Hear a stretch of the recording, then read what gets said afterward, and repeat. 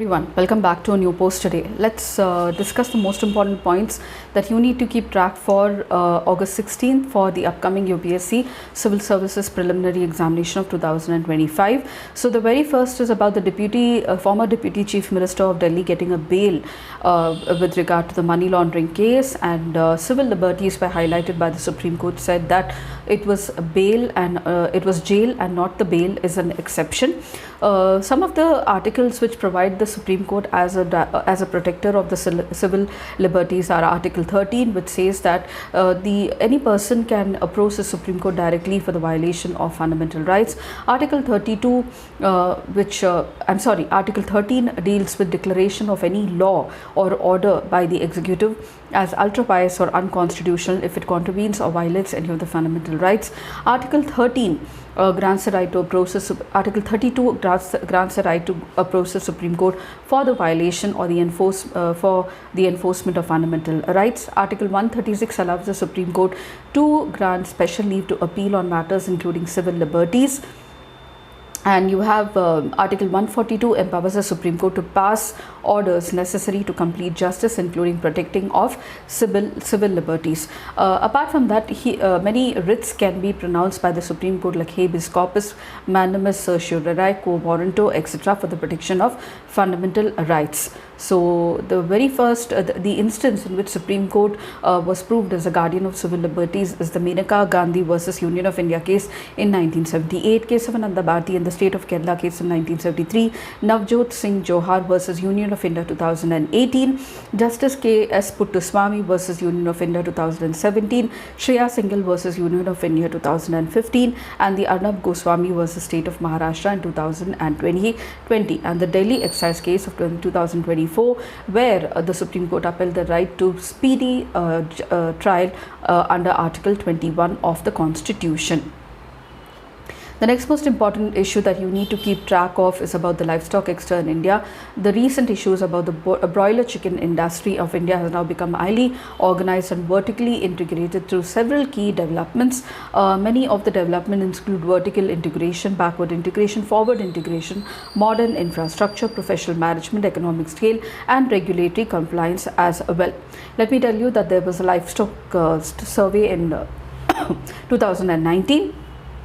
And according to this, the survey provides the total livestock in India as 4.60, that is almost 512 millions. Also, it contributes to the compound annual growth rate of 7.9%. Apart from that, the livestock sector provides livelihood to 2/3 of the rural people in the country. And the other most important issue that there are many schemes for the livestock as well. For example, Animal Husbandry Infrastructure Development Fund offers 3% interest subvention and 25% credit guarantee to the borrowers. National Livestock Mission, Livestock Health and Disease Control Scheme, National Animal Disease Control Program, and Rashtriya Gokul Mission. And the other most important issue that you need to keep track of is about the Stonehenge Center, Stonehenge of Wales in England. So this was news recently. It is one of the stone altars which is historically very revered in Ireland, in Wales, in southern England, and this altar is made up of monolithic stones. Recently, there was climate activists who had protested against near the Stonehenge with regard to climate change and increasing global warming, contributing to many effects of climate change with regard to this. So it dates back to the Neolithic era, and that is a prehistoric period of history. And the next most important thing that you need to remember is about the lunisolar calendar.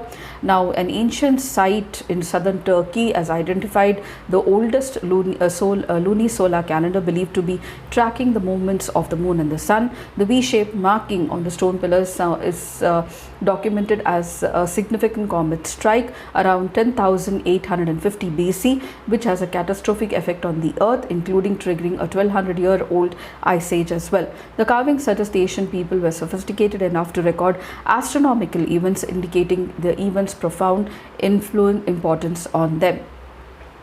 Apart from that, you have the senior advocates. So senior advocates are defined under the Advocates Act of 1961. They are distinguished lawyers recognized for their excellence and contribution to the legal profession. The Supreme Court recently designated 39 lawyers, including 10 women, as senior advocates based on the revised guidelines from May 2023.